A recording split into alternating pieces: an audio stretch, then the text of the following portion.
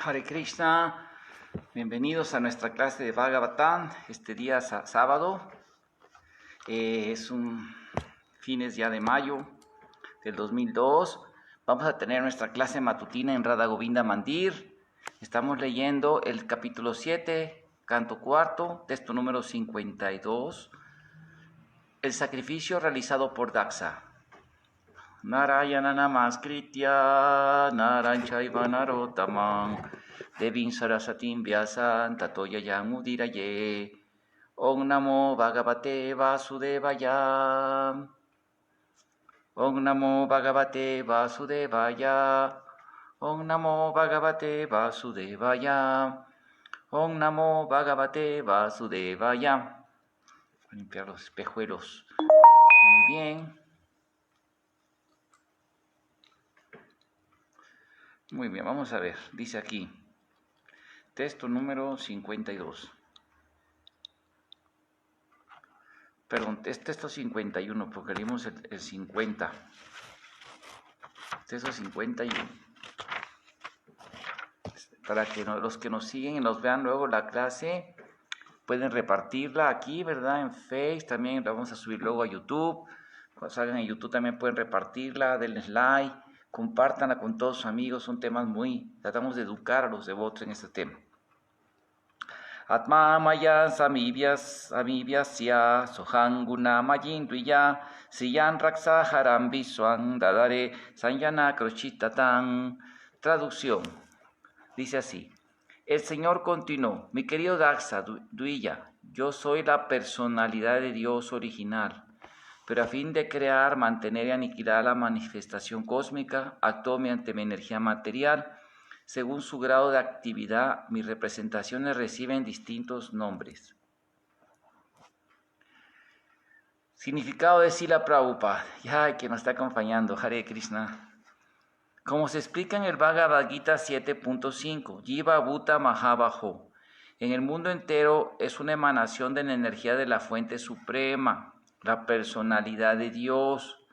El Bhagavad Gita explica también que Él actúa mediante energías superiores e inferiores. La energía superior es la entidad viviente que es parte integral del Señor Supremo. Como parte integral, las entidades vivientes no son distintas del Señor Supremo, y la energía que emana de Él no son diferentes. No son diferentes, pero en la actividad concreta del mundo material, la entidad viviente está bajo influencia de las cualidades de la energía material y asume diferentes formas. Hay 8.400.000 formas de vida. Una misma entidad viviente actúa bajo la influencia de las distintas cualidades de la naturaleza material. Las entidades pasan por diversos cuerpos, pero en el origen, al principio de la creación, solo existía el Señor Vishnu. El objeto de la manifestación de Brahma es la creación y el Señor Shiva existe para la aniquilación. En lo que atañe a la entrada de lo espiritual en el mundo material, todos los seres son partes integrales del Señor Supremo, pero bajo la cubierta las cuales materiales reciben distintos nombres. El Señor Brahma y el Señor Shiva son encarnaciones cualitativas de Vishnu, un avatar, y Vishnu junto a ellos asume el control de la cualidad de la bondad. Por lo tanto, Él también es una encarnación cualitativa como el Señor Shiva y el Señor Brahma. En realidad, distintos nombres existen para diferentes funciones, pero por lo demás, el origen es el uno solo. Hare Krishna, Madhava Priya, gracias por acompañarnos. Narayana Namaskritya, Naranchaiva Narottamam, Devim Sarasatim Vyasan tato yayam udiraye. Atma maya samavisyan sohanguna mayinduya siyan raksan haram viswan dare sanyam kriyochita. El Señor continuó. Mi querido Daksa, Duiya, yo soy la personalidad de Dios original, pero a fin de crear, mantener, aniquilar la manifestación cósmica, actúa mediante mi energía material, según su grado de actividad. Mis representaciones reciben distintos nombres. Bueno, aquí se expone el concepto que el señor Chaitanya Mahaprabhu llama Achintya Veda Veda Tattva. A la gente que no es seguidora, incluso a los hindúes que no están en el Gaudiya Parampara, el Vaishnava, los Paramparas Vaishnavas, mismo los hindúes que están muy influenciados por el Karmakanda y otras, así leen diferentes aspectos de los Vedas, les cuesta mucho entender estos aspectos de quién es el Señor Supremo. A veces se hace la conjetura en el ámbito académico de que los hindúes trataron de copiar, una vez que los invadieron los cristianos, tanto los portugueses en Goa como después los británicos sobre todo. Y los británicos sabemos que de aquel tiempo, porque ahora los británicos, los ingleses son muy respetuosos del movimiento. De hecho, en el 50 aniversario de Prabhupada, el año pasado, hicieron el mismo ministro de Inglaterra, el gran primer ministro, o sea, así que el presidente de Inglaterra vino de la Gran Bretaña, alabó así la Prabhupada por 50 aniversario, ¿no? O sea, no es lo mismo, o sea, ya cambió mucho todo, pero en la época colonial británica, ellos crearon escuelas y con el fin de refutar hacer una aculturación. O sea, ¿qué es una aculturación? O sea, destruir la cultura a la que encontraron ellos para convertirla a sus ideas, ideales y objetivos, que era la colonización, era la evangelización cristiana, porque para los europeos tenían un dicho que era el eslogan, que era la base moral de su colonización para el imperialismo europeo colonizante, que los europeos somos blancos, iluminados cristianos, y los demás no eran blancos, y por lo tanto eran paganos condenados al infierno. Entonces teníamos que conquistarlos, colonizarlos. Entonces ellos crearon escuelas para querer destruir la cultura hindú, para que los niños fueran educados y les predicaban contra la cultura védica, contra todo eso, ¿no? Y pagaron a sus especialistas que en una semana aprendían sánscrito, porque no lo conocían, de Oxford, como Max Muller y otros que ahí, ¿verdad? William Jones, muchos de ellos. La cátedra en sánscrito de la Universidad de Oxford fue creada para crear la mejor refutación al sistema religioso hindú, y sacaron muchas teorías como la teoría de invasión aria, muchas especulaciones y muchas distorsiones, así para adoctrinar a los niños en las escuelas y convertirlos al cristianismo.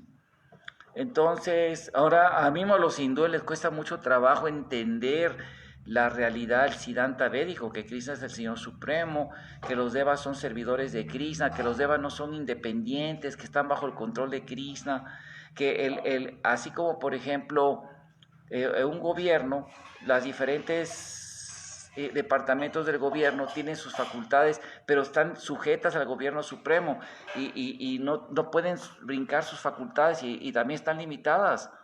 ¿Sí me explico? Están limitadas al decreto del mandatador supremo. Por ejemplo, los agentes directos del presidente no tienen que parar en cada semáforo. Me explico, viene una limusina con una escolta que lleva así, los militares paran la luz y pasa primero la escolta. O por ejemplo, algo así oficial que está apoderado por el gobierno es una ambulancia. Una ambulancia suena su sirena y se pasa a los altos, está sobre las leyes que todos los demás siguen. Y ningún oficialito, veamos, agarre, a ver, párese usted aquí, le para a otro oficial, ¿no? Uno de tránsito, para a los de la guardia especializada o al servicio del servicio secreto que cuida al presidente de Estados Unidos. Páreseme aquí, usted aquí yo soy la ley, usted no va a pasar el alto porque primero tiene que pasar los ciudadanos, el pueblo manda. No, señor, usted va a la cárcel por querer impedir que ¿verdad? Porque son oficiales de mayor rango, porque son los oficiales del presidente. Y eso pasa con los devotos. O sea, los devotos de Krishna lo dice en el Gita, lo recalca, que toda esa cuestión de karma, gunas, todo eso que se quita por dedicarse al servicio de Krishna, si no, nunca hubiera liberación, no teníamos chance de salir de este mundo material. Muchas cosas que hablan los Vedas son precisamente porque no son para la gente que practica el Bhakti, que son bhaktas que están iniciados, que están dedicados al Bhakti. ¿Sí? Eso es la sección Karma Kanda, lo que se llama los Upavedas. Sí, eso es muy importante entender. Bueno, pero aquí es interesante que todo eso es la tendencia, como dice Krishna, Evam Param Pratan y Marrayar Sayovidu Sakaroneja Mahata Yogonasta Parantapa. Que esta ciencia del Bhakti, del servicio opcional, se pierde con el pasar del tiempo, el Parampara se pierde, es la influencia del tiempo. Saca la neja mahata yogonasta parantapa. Por eso Krishna desciende, manda a sus representantes para establecer otra vez el Bhakti. Entonces, mismo cuando se fue Krishna a unos 2000 años, vino el brahmanismo esmártico, de castas, utilizando los Vedas, decían que ellos eran los supremos y mataban animales en nombre de sacrificios védicos. Tanto que el señor Buda, Krishna vino como el señor Buda para parar todos los sacrificios védicos, enseñar la ahimsa, no comer animales y todo eso. Los principios védicos de la no violencia, de la moral, actuar así, era más importante porque eran muy adoradores de los devas, incluso de Vishnu, pero mataban vacas, mataban animales, hacían cosas bárbaras, en nombre de sacrificios védicos que están prohibidos en Kali Yuga. Entonces, Krishna paró todo eso. Entonces, por eso Krishna, después del budismo, vino Sankaracharya, que refuta el budismo y atrae otra vez a la cultura védica, pero porque ser bhakta no es tan fácil, se requiere pasar karmakanda, normalmente pasar muchas vidas practicando el karmakanda, los sistemas otros, para llegar al punto de ser un bhakta. Pero luego vienen los acharyas, Ramanuja, Nimbarka, Vishnu Swami, Ramanuja, Nimbarka Swami, Madhavacharya, ¿verdad? Y luego Sri Chaitanya Mahaprabhu, que vuelven a renovar, a enseñar la esencia otra vez, porque se había perdido.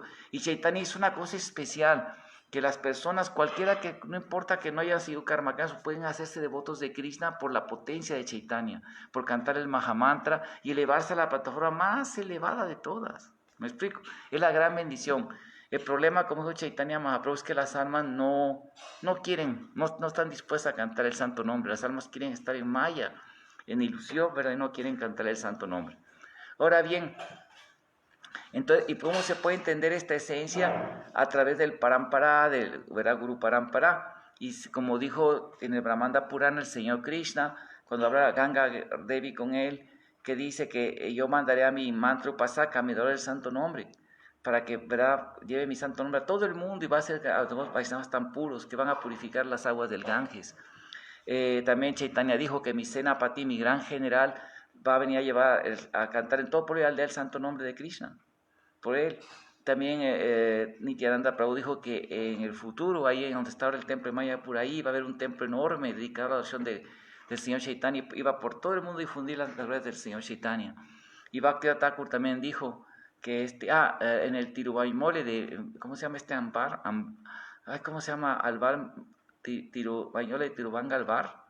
También predice eso, que un gran santo Vaishnava lleva a todo el mundo el santo Harinam, santo nombre de Vishnu, a todo el mundo, que así por todo el mundo iba a haber muchos Vaishnavas.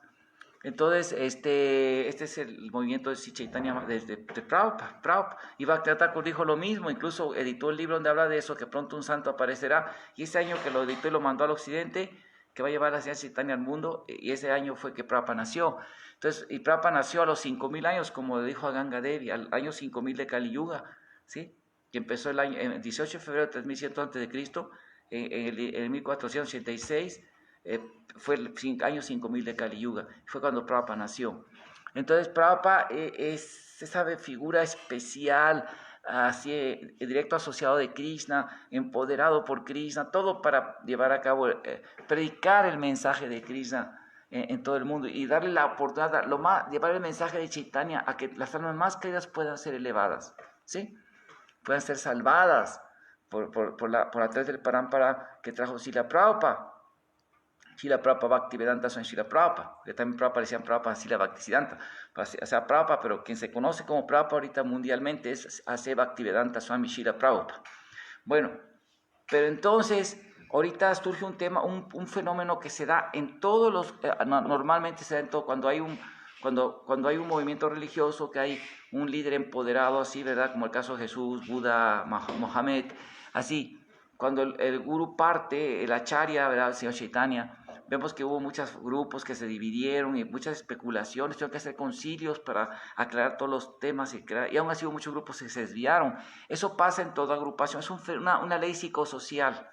Eso lo estudió muy bien Max Weber, uno de los padres de la sociología, la historia de cómo los movimientos religiosos se van diluyendo. Y hay una etapa normal que después que parte el acharya fundador, que es cómo entender y reinterpretar y aprender a cómo entender, cómo comprender bien sus enseñanzas.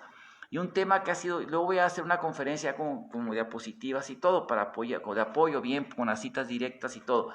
Un tema que se ha puesto ahorita como tema de discusión en ISKCON es sobre la infabilidad y ifabilidad que puede tener. ¿Cuáles son los límites de autoridad perfecta de Srila Prabhupada? Sí, se llama epistemología. Porque y digamos que hay dos posiciones, hacia grandes rasgos, dos posiciones. Una, digamos, que dice que cree, y muy respetable, que cree que sí la Prabhupada es infalible en todo. O sea, si Prabhupada, así que Prabhupada es exactamente igual que Krishna en cuanto a lo que él dice, incluso en sus significados. Y hay otra, esa le puede ser una postura bastante conservadora, bastante, se le llama fundamental en el fundamentalista, en el sentido no de intolerancia como se usa ahora el término, no, de creer las palabras, seguir muy conservadoramente, muy literalista y conservador, que no es mala esa postura en el sentido de que nos resguarda de cometer la ofensa de pensar que el gurú es el acharya fundador, sobre todo un gurú de ese nivel, ¿no?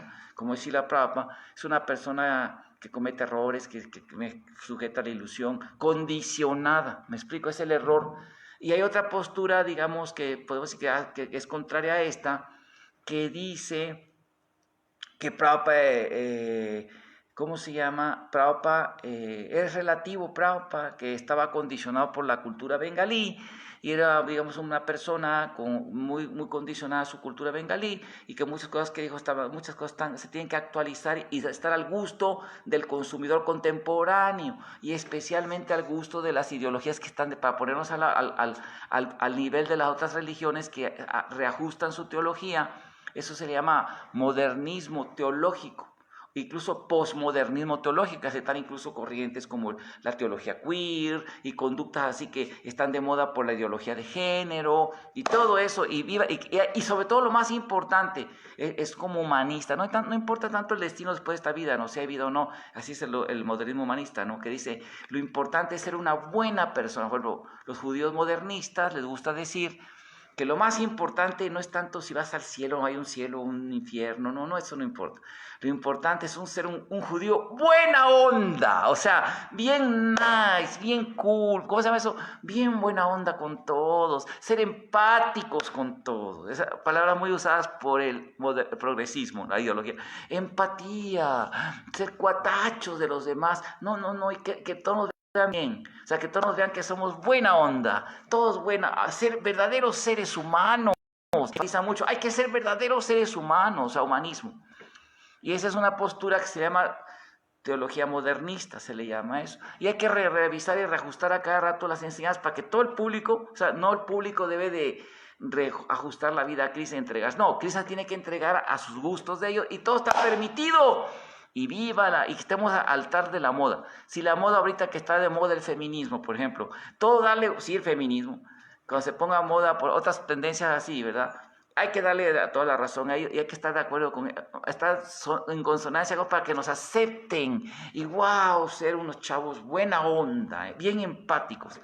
Y otra postura, digamos, esa postura, si cambia la moda, por rato pongo que, pues ya ve cómo cambian las modas, hace años ni se pensaban cosas que ahorita se piensan, ponga usted que volvamos como Rusia, que volvió una etapa ultraconservadora, ¿no? De intolerancia, no quiere más religiones más que la católica y hay muy poquitos templos católicos la iglesia, el gobernante gobierna junto al pope, o sea, al papa de la iglesia ortodoxa griega, ¿no? Ortodoxa rusa, hay así también que conservador, que no queremos libertar religiones aquí, nada más, así un conservador, ultraconservador. Si todo el mundo se vuelve así, entonces hay que adaptarnos también, los ultraconservadores. Sí, no, y eso estar a la moda, al gusto de la moda. Es más o menos la idea de esa teología. Lo importante es estar buena onda, no importa si diría después de la vida, ¿no? Un buen ser humano, hasta lo dicen, buen ser humano. Bueno, son modernistas, humanistas, así. Es una postura radical que dice que sí, que a Prabhupada también hay que hacerlo igual. O sea, que vamos a redefinir la esencia de Prabhupada y lo que no está al gusto de la sociedad consumidora materialista, hay que quitarlo. Hay que decir que no vale, no tiene validez, ¿sí? Y para eso, algunos puntos en cuenta, tan justificar esa teología, busca incluso de las escrituras, porque no crean ustedes que los que predican estas cosas, como la teología queer, la teología feminista, que es producto del posmarxismo, marxismo cultural, que empezó en la época con Gramsci, y luego se desarrolló más en la Guerra Fría, y luego más después de la caída del muro de Berlín, empezó toda esa discusión. Bueno, esa ideología con los famosos Ernesto Laclau y Chandel Mouffe, su señora, que son los teóricos filósofos más destacados del posmarxismo en Latinoamérica. Estas personas, digamos, que traen estas ideologías, bueno, Todo eso viene de allí, ¿no? Y se ha puesto de moda en el mundo por razones sociopolíticas muy horribles. Pero bueno, la cuestión aquí es esta, ¿no? Que ahorita está de moda eso y los que apoyan todas esas cuestiones quieren decir que algunas cosas de Prabhupada hay que dejarlas atrás porque eran cosas materiales y otros dicen, no, Prabhupada es infalible en todo, en todo, en todo, hasta cuando dijo cosas. Bueno, voy a tratar de dar una solución a esto. Digamos que una postura tomando de los dos puntos de vista tiene sus razones de ser, porque la lógica es relativa, ¿verdad? Al punto de vista del observador. La lógica se puede relativizar, o sea, con lógica puedo sustentar cualquier tesis. Por eso usamos Shastra, Guru, Sadhu y Shastra, las tres fuentes, ¿no? Y de todas las fuentes, obviamente, Prabhupada lo dice, el Shastra es la máxima fuente. Y es cierto, entonces una postura dice que eso, que Prabhupada es infalible en todo, que no, Prabhupada no cometió era como casi Dios, omnisciente, y otra que dice que Prabhupada es relativo, que Prabhupada tiene muchos errores, se equivocó en esto, que hay que dejar muchas cosas. Pero una cosa que, por ejemplo, mi gurú lo dijo y que lo ha establecido, es que Prabhupada, una postura bastante en el centro y bastante de acuerdo al Shastra, Prabhupada dijo que la máxima autoridad es el Shastra.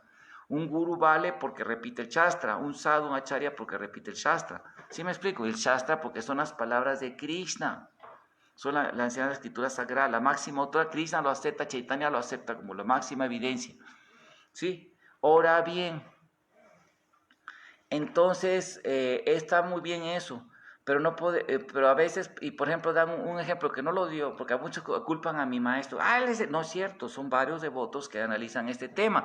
El GBC creó un comité de hermenéutica y epistemología para hablar de cuáles serían los límites de la autoridad de Prabhupada. Es un hecho que Prabhupada dijo que en ciertas áreas él no era autoridad. Dijo, como habla del quinto canto, Prabhupada dijo que mis devotos científicos estudien esto y lo presenten. Yo no soy experto. En el tercer canto, en el cálculo del átomo, ahí dice Prabhupada, estos cálculos que hablan del átomo y el tiempo son muy buenos para los expertos en física, en química y todo eso. Pero aquí, yo no soy autoridad en esto, pero aquí va un resumen de una tabla comparativa de mediciones, pero eso para los expertos. O cuando hablan cuando Krishna pasó por el Rajasthan, del desierto de Rajasthan, Prabhupada dice, hay unos geólogos que dicen que en la época de Krishna no estaba el desierto de Rajasthan, y por lo tanto el Batán es posterior, así querían decir. Pero dice Prabhupada, pero esto dejamos a expertos de geología. No importa lo que dice el Batán, que Krishna pasó por el Rajasthan y llegó a Dwarka. Ya se descubrió actualmente que sí, que el Rajasthan estaba solo hasta en épocas pleocenas, miocenas, pues muy antiguas. Estamos hablando ya de millones de años que estuvo verde. Antes, ahorita ya sí existía en época de Krishna. Así se descubrió la geología recientemente. Pero yo lo que quiero decir es esto, que Prabhupada dijo que él tiene límites epistemológicos. Entonces hay una teoría que dice que, por ejemplo, cuando Prabhupada habló algunas cosas, como dijo que en unas partes, hay entrevistas que Prabhupada dice en que en la cultura que la mujer es inferior, dice Prabhupada, sí, sí, incluso dice Prabhupada, dice sí, es inferior en el sentido de que debe estar sujeta a un ser humano, a un esposo, de no ser independiente, etcétera, etcétera, etcétera. Prabhupada dice eso. En ese sentido, Prabhupada dice. En otras partes, Prabhupada dice que, sobre todo la cuestión de inteligencia, que en Kali Yuga las mujeres son más inteligentes que el hombre, porque son más espirituales y no especulan tanto, simplemente aceptan la voluntad de Krishna y son superiores. Por eso hay más mujeres en Kali Yuga, en los grupos religiosos, porque tienen más bendiciones. Y Prabhupada en muchas partes dice que eso no se aplica a las devotas Vaishnavis actualmente, porque que son inferiores. No, el hombre tiene sus inferioridades y debilidades y la mujer tiene en su cuerpo de un hombre, en un cuerpo de mujer tiene las suyas y superioridades también tienen unos en una cosa y otra en otra. O sea que no tiene que haber una guerra de sexos como plantea la tesis neomarxista, que hay que haber una guerra entre hombres y mujeres, una lucha de sexos. Eso es tontería, o sea, eso no. Pero tampoco utilizar ni para un lado, ni para el machismo, ni para el feminismo. Prabhupada lo aclaró muy bien en las oraciones de la reina Kunti. Ahí lo explica muy bien Prabhupada. Habla que eso, una persona Vaishnavi es muy elevada, muy respetable, no es nada es inferior. O sea, en este Kali Yuga, o sea, dice Prabhupada, las mujeres son más bendecidas que los hombres, tienen más bendiciones que los hombres, porque tienen más bendición de Krishna y no son tan especuladoras, ¿no? Como el hombre que sí está especulando, ¿no? Le gusta más especular, acepta inmediatamente la autoridad de Krishna. Así es. Bueno, se acabó el punto, no vamos a discutir más ese tema porque ya queda claro. Pero Prabhupada lo aclaró, no es que Prabhupada, me explico, Pero hay unos que quieren decir, vamos a echar todo aquello que no esté de acuerdo con la idea progresista moderna del feminismo y vamos a poner a Prabhupada como que se equivocó y exaltar mucho que se equivocó. O sea, me explico, relativizar a Prabhupada. Y la otra postura, no, es infalible Prabhupada. Por ejemplo, el ejemplo que da en una entrevista a Datta Karma Prabhu, que fue el que presenta ese estudio, sobre esa conclusión del Comité de Epistemología, que Prabhupada dijo, no hay una gran mujer muy filósofa, no hay una mujer muy científica, gran científica. Y la historia ha mostrado que sí, o sea, sí ha habido, o sea, incluso hay devotas que son pichiri en filosofía, que me ganan a mí, yo tengo un doctorado, pero son unas eminencias. O sea, yo me refiero a que cositas así, detalles. Conclusión, cuando Prabhupada está recitando, hablando, Prabhupada, él dijo muy claramente que él no era infalible. Ahí está el error de los otros ultraconservadores. Prabhupada dijo, yo no soy omnisciente ni infalible, solo Krishna es el infalible. Yo repito lo que dice Krishna y por lo tanto, cuando yo repito lo que dice Krishna, eso es omniperfecto. ¿Me explico? Esa es la posición. Sí me explico, que cuando está repetido por el Shastra y significados que están sustentados por todo eso, en eso, Prabhupada así es perfecto. Y en detallitos, cuando son prácticas informales, detalles que no son, como dijo él, que no son la Siddhanta védico, estos detalles así, que son temas políticos, sociales, cosas de que no son, entonces en eso Prabhupada dijo que él no era autoridad absoluta, ¿sí me explico? Bueno, pero esto no quiere decir, o sea, está bien, se entiende. Ahora, si hacemos nosotros un recuento de lo que Prabhupada escribió, o sea, lo ponemos en impresión en todos sus libros, Bhagavatam, Chaitanya Charitamrita, todos los libros chicos, todas sus conferencias, todas sus conversaciones, son libros, son una biblioteca enorme de muchos libros, ¿sí? Son cientos de páginas.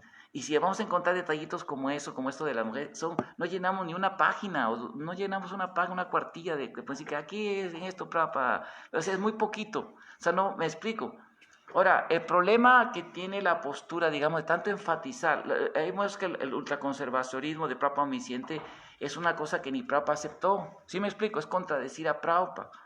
Pero por otro lado, el problema que crea cuando empezamos a establecer que Prabhupada se equivocó, o sea, exaltar mucho ese tema, es que luego viene el relativismo y podemos caer en una ofensa muy grave que se llama la tercera ofensa al canto del santo nombre del Señor, pensar que el maestro espiritual es una persona ordinaria, ¿sí? Que un hombre ordinario y desobedece a sus instrucciones. ¿Sí me explico? Por ejemplo, yo estaba notando que de entre los que son de esta tendencia, ¿cómo se llama esto? Así, modernista o posmodernista, más posmodernismo, teología posmodernista, ¿no? Ellos de repente salen diciendo, un ejemplo, voy a dar un ejemplo, que Srila Prabhupada cuando habló, por ejemplo, que su Prabhupada cuando rechaza cierta conducta que Prabhupada lo define como sexo ilícito, que no es no es el sexo lícito, que es vida sexual lícita, es entre hombre y mujer, o sea, esposo, esposa, hombre y mujer, bajo el sagrado voto del Vivaha Yagya, el sagrado matrimonio, o de otras religiones tienen sus sacramentos, sus sanskaras, ¿verdad?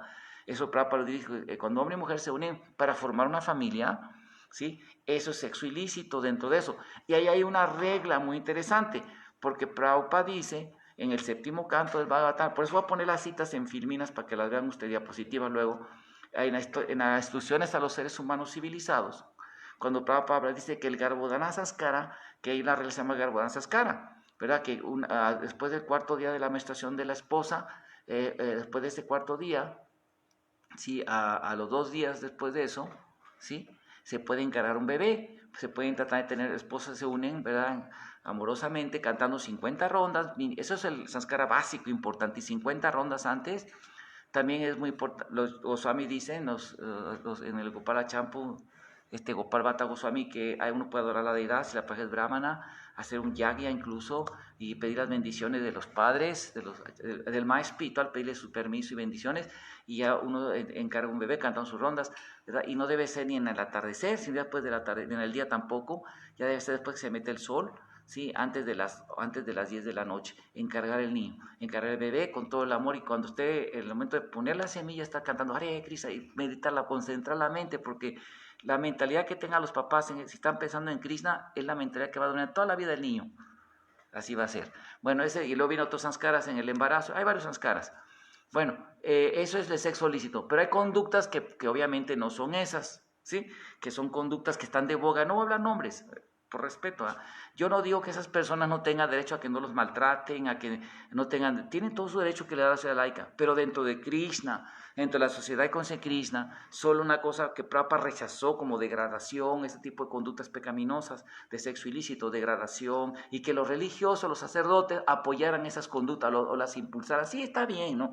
Entonces hay personas, hay devotos con todo respeto, que en ese afán de relativizar a Prabhupada, decir que Prabhupada se equivocó, usa mucho eso para decir que Prabhupada se equivocó también. Todas esas 31 referencias que hay, o hasta más, que Prabhupada dice que es conducta pecaminosa, todas conductas que no son sexo, que son sexo ilícito, que no son lícitas, ¿verdad? Que no es dentro del matrimonio sagrado, como dijimos.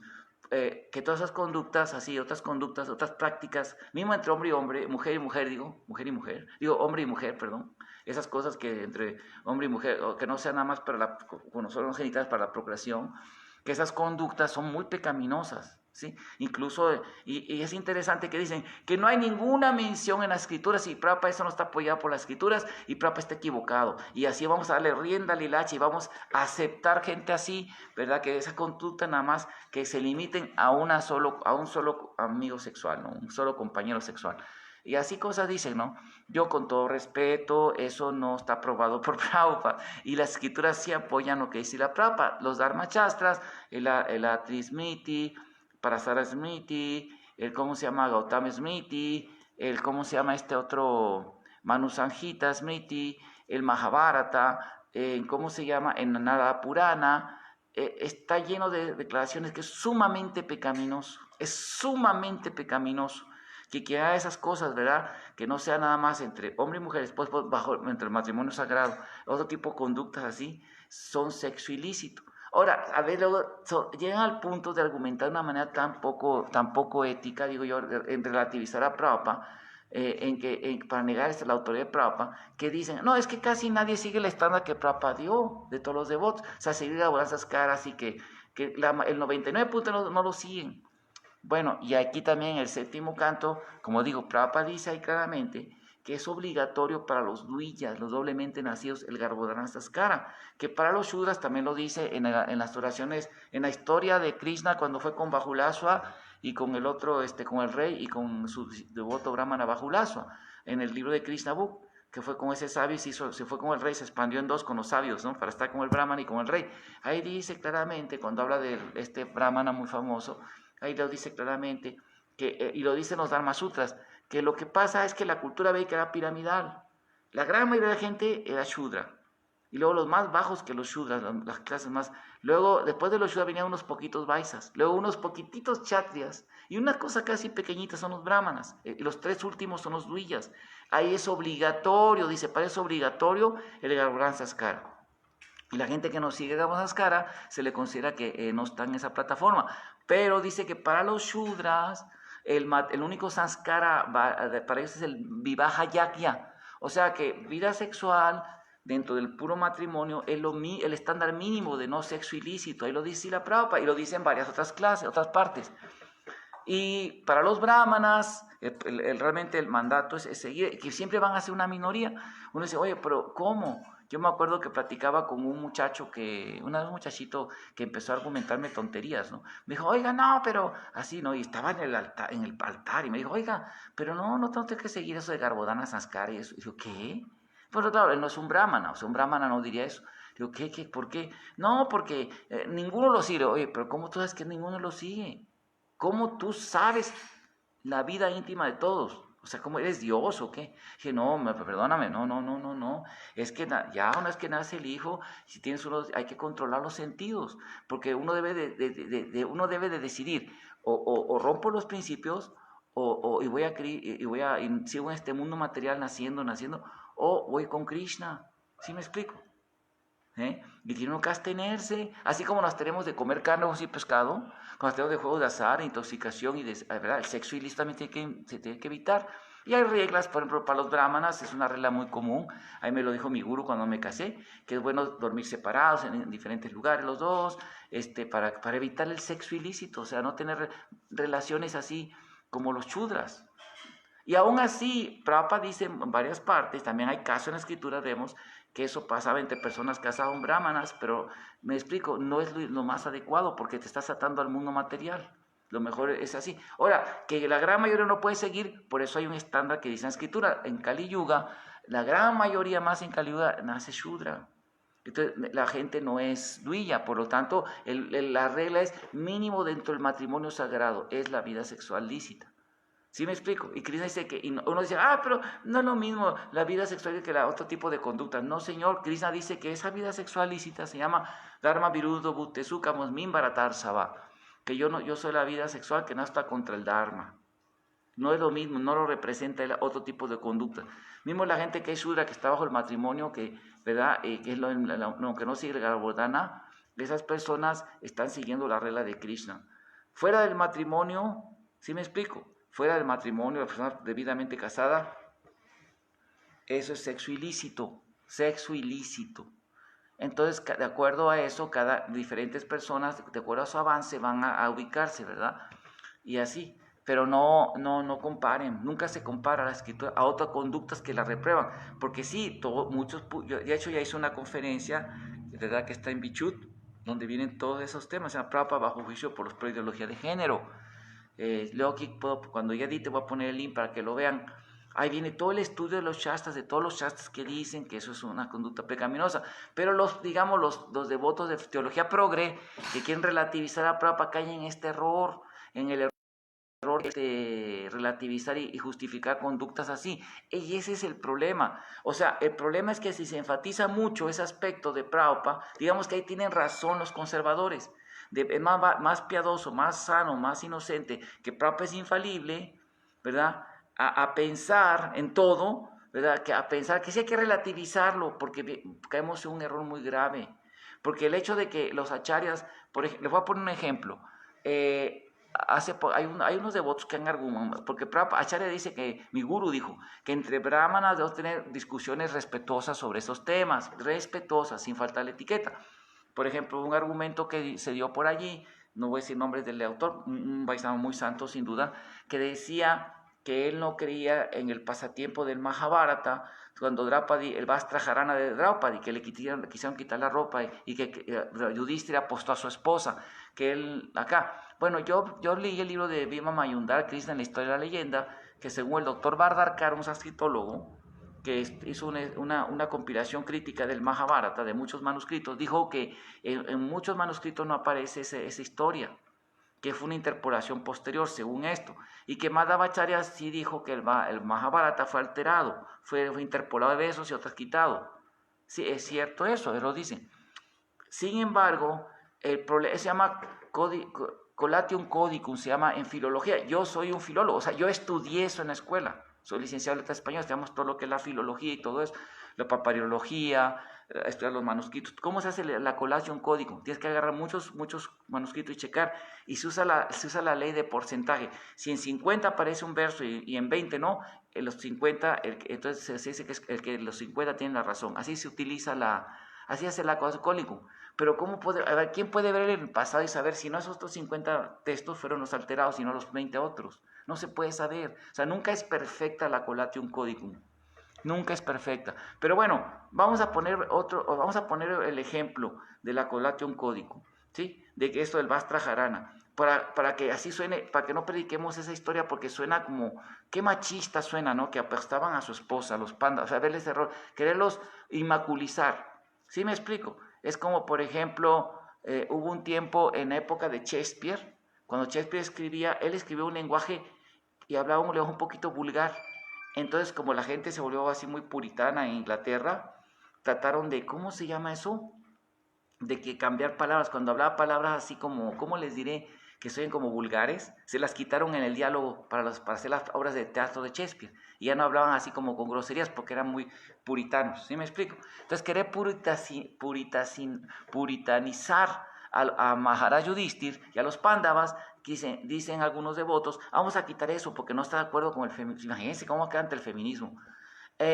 Yo siento que como una estrategia de prédica está bien, ¿cuál es el punto? Ir a chocar. La idea es atraer a la gente, me explico, no ir a chocar con esas citas. Yo no voy a ir a predicar, por ejemplo, como un meme que hicieron los devotos, me acuerdo hace mucho, lo mandaban en una revista chistosa que la mandaban los devotos, así de cómic chiquito de caricaturas, que dice que llega un invitado así, ¿no? Imagínense, así como un profesor, un estudiante de ciencias, así, llega al templo y viene un devoto y dice, no hombre, el caballo volador de Pegaso de Indra, Chiva de 3 ojos, Brahma de 4 cabezas, ¿y cómo se llama? Y el elefante volador de Indra, el elefante Airavata.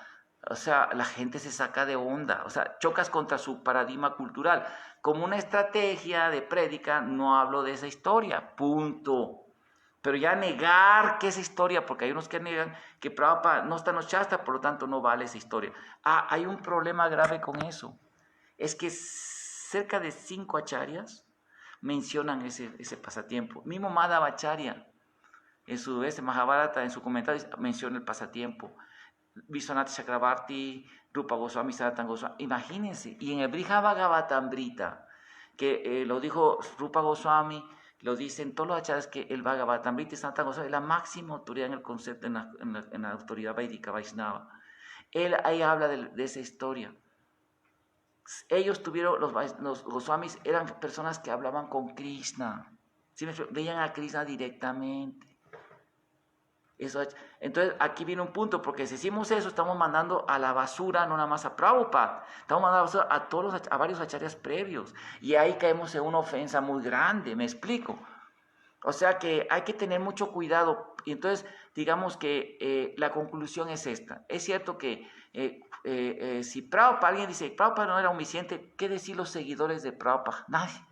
Prabhupada es como un sol, un gurú, un sol así empoderado, y los demás son pequeñas ventanitas por dentro del sol, todo gurú y esto lo dice muy claramente, se dice en el Hariram Chintamani, en el capítulo 6, la tercera ofensa al santo nombre, que el Sanstapaka Acharya, el fundador Acharya, ¿sí? Sociedades que se deben ser muy apreciadas y exaltadas, y que el Adi Guru, el Sanstapaka Acharya, el fundador Acharya, ¿sí? del Sangha, del Sampradaya de un Sangha como nosotros, que es Prabhupada, es la autoridad máxima, y la opinión de otro erudito, otro maestro, no se va a aceptar como máxima autoridad, sino la de él.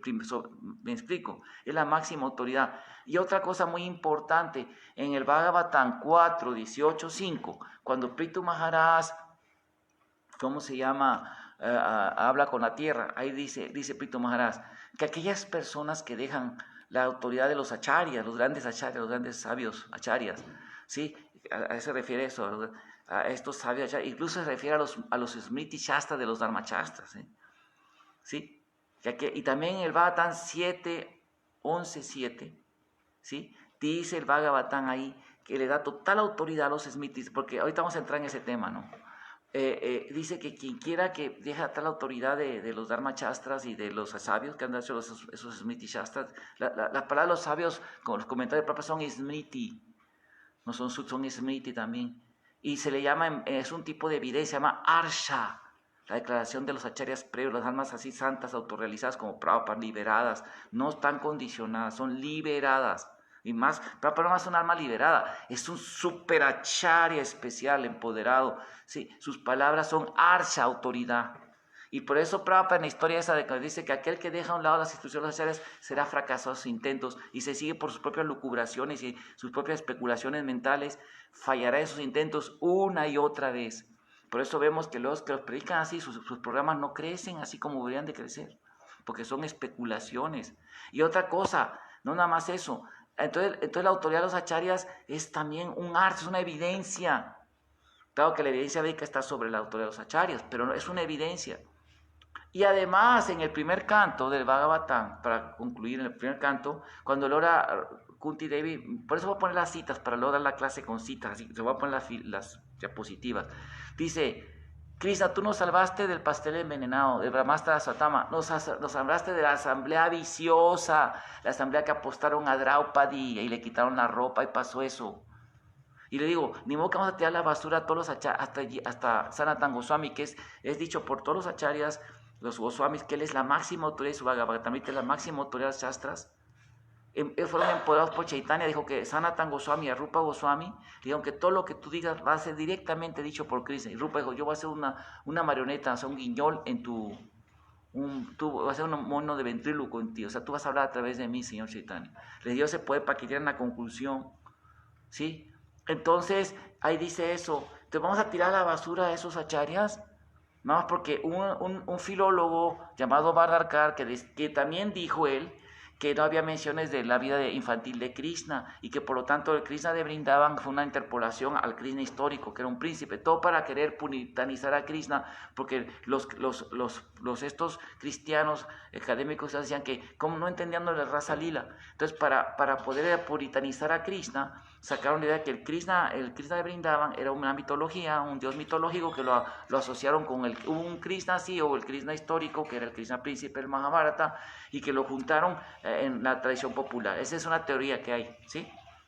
Y que eso no tiene valor, pero lo del Krishna del Mahabharata sí tiene valor.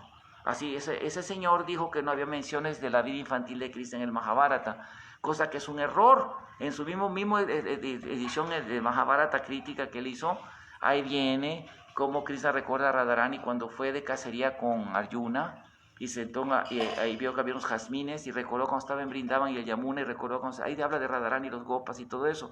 También cuando Chichupal ofende a Krishna en la ceremonia Rayasuya Yagya, ahí dice, tú eres un pastor, tú mataste a tu tío, tú mataste a una mujer llamada Putana, mataste a un toro, eres un pecador. Así le está haciendo que había matado a un toro, que era un demonio, Putana. Ay, una mujer Putana, una demonia, ¿no?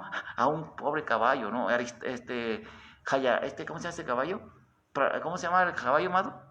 Keshi, un demonio. O sea, pero él quería, ahí habla de la vida infantil. Ese señor la regó garrafalmente. Mismo en su Mahabharata, ahí venía, se le olvidó y dijo cosas absurdas. Entonces, no vamos a aceptar esa interpretación de gente mundana. Nosotros aceptamos la autoridad de los acharyas.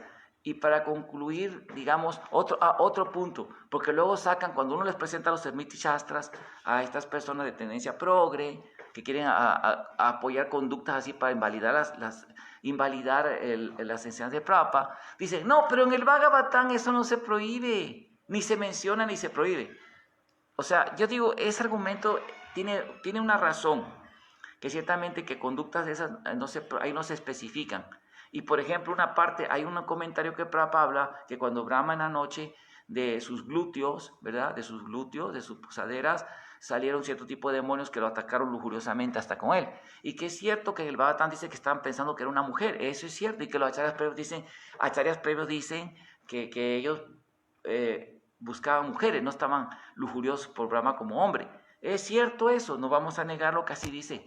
Y que otros acharyas lo interpretan de otra manera, no como Prabhupada, y así quieren invalidar la declaración de Prabhupada que dice que esa conducta es demoníaca, una conducta que es de sexo que está muy de moda ahorita, ¿verdad? Que está promoviendo por el progresismo. Bueno, resulta esto, el argumento tiene premisas reales, pero la conclusión es falsa por esto. Primero que todo, que en el Bhagavatam no se mencione directamente, sino en el significado de Prabhupada, invalidar ese significado. Vamos a ver esto. En el Bhagavatam directamente no se prohíbe el aborto, en ninguna parte. Se prohíben los Dharmashastras, en el Manu Smriti, se prohíbe en el Gautama Smriti, se prohíbe en Vishnu Purana, en fin, pero directamente no se menciona en el Bhagavatam. En el Mahabharata también, otros Puranas, en los Smritis ya se prohíbe. Sí, pero el Bhagavatam 7.11.7 da autoridad absoluta a los Dharmashastras. ¿Sí me explico? Segundo, en el Bhagavatam no se menciona a Chaitanya Mahaprabhu directamente. Y no por eso que sí que es inválido el verso de Krishna, Varna Tusa Krishna. Los acharyas, otros acharyas, que no son Vaisnavas, Siddhar Swami, otros acharyas, otros comentarios de Bhagavatam, dice que en la era de Kali Yuga, ¿sí? La gente de piel oscura estará adorando a Krishna. ¿Sí? ¿Sí? A Krishna. Krishna Varna de piel oscura estará adorando a Krishna.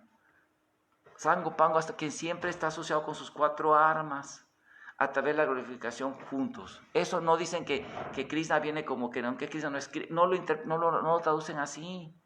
Y no por eso es inválido. Ahora, por ejemplo, que los acharyas interpreten de diferentes maneras los textos, no es inválido el comentario de Prabhupada. Por ejemplo, Prabhupada en la historia de Putana dice que ahí lo dice, que algunos acharyas pensaban que era su mamá y por eso cerró los ojos, otros piensan que como era una mujer, otros piensan que, ¿cómo se llama? Así que dan varias interpretaciones.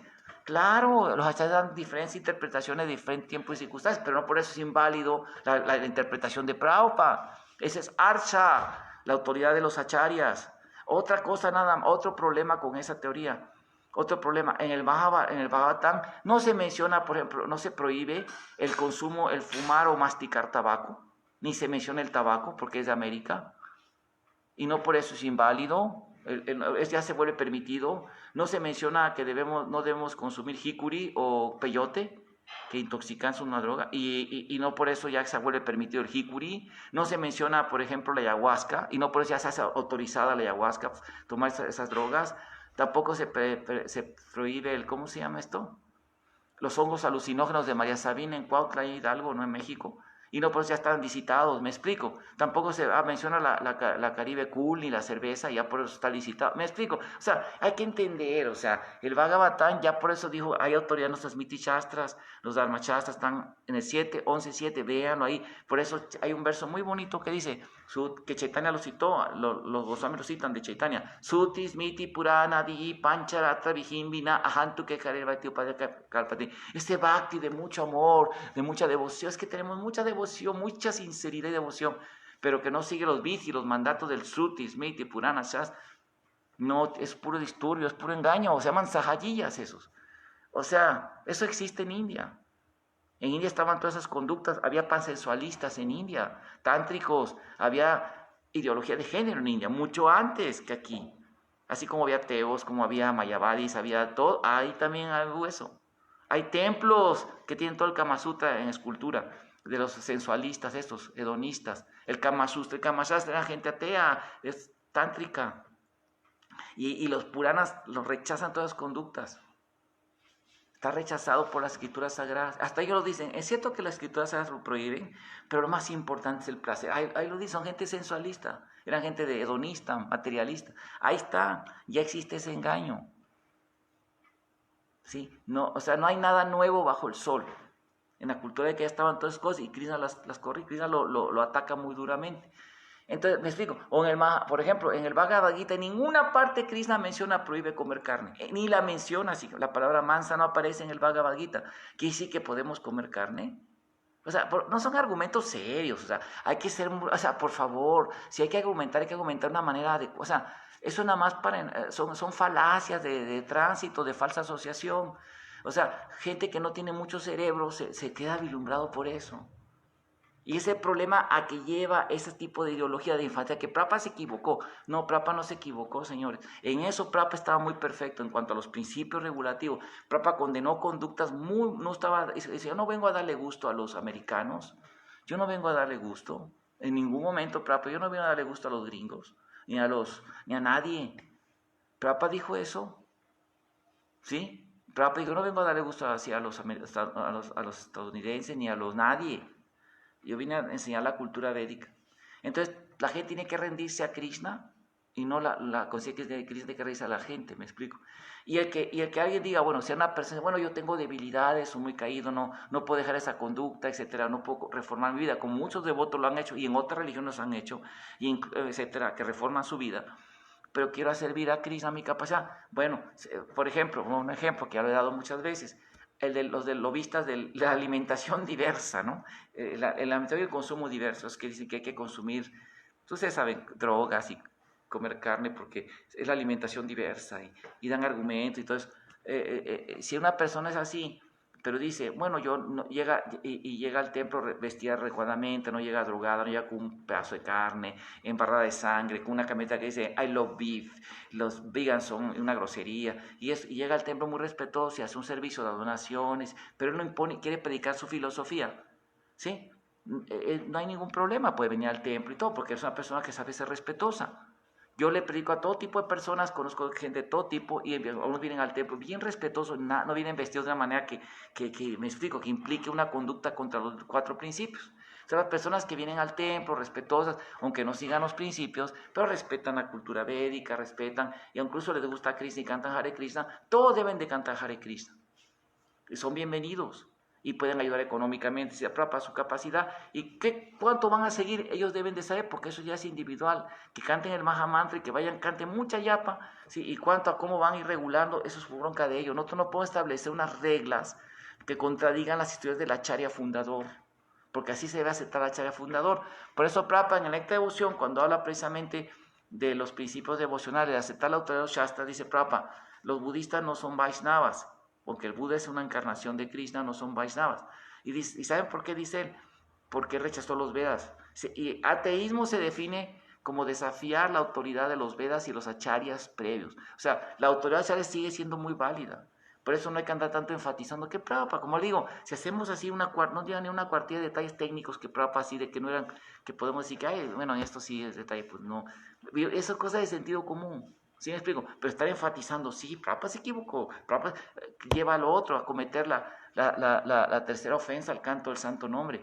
Pensar que no nada más un guru, el superacharya fundador en Mahayana empoderado por Krishna, está equivocado y eso el resultado dice el séptimo canto. Por eso lo va a hacer una con Filminas. Dice que quien piensa eso, todo su avance espiritual, su iluminación, su austeridad, su piedad, se destruye exactamente como el baño de un elefante. Que el elefante se mete al agua, se baña y sale y se echa tierra otra vez.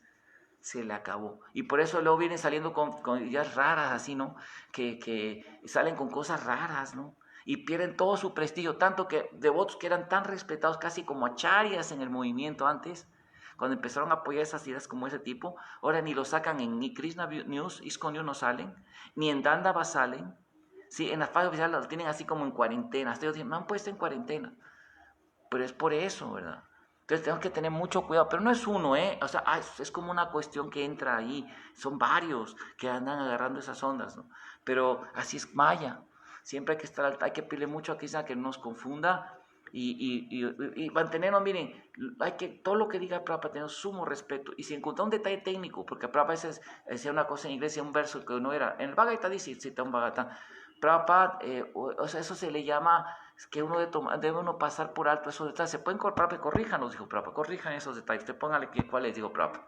Pero no hay que estar así, es como el agua dice que al devoto puro, es como el Ganges, que a veces que viene 100 o está bañándose en el Ganges y pasa un cadáver por ahí, pero no deja de ser mentira, no hay que verlo con errores, porque uno puede destruir su vida espiritual.